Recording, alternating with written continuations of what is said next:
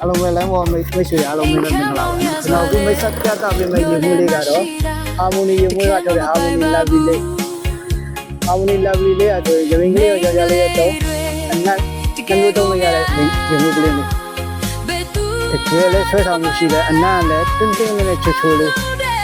အားလည်းမပြေဘူးအားလည်းမပြောဘူးနက်တင်းတင်းလေးချွတ်ချွတ်လေးဟာမိုနီရေမွေးလာဘီလေးဒီကလေးကြာလေးနှမျိုးလုံးသုံးလို့ရတကယ်ကောင်းတယ်ကျွန်တော်ဖွင့်ပြမယ်ဒီလိုကျွန်တော်ဖွင့်ပြမယ်ဒီလိုတိုင်းနဲ့ကလင်းလေးရလဲချစ်စရာလေးဘူးလေးရလဲချစ်စရာအနက်တစ်ခါဆန်းလိုက်ရုံနဲ့နောက်ရဆွဲပြီးကြမယ်ဒီလိုနဲ့ပိုင်ဆိုင်ရမယ်တော့ဝင်ကြည့်လို့ဒီမှာလေ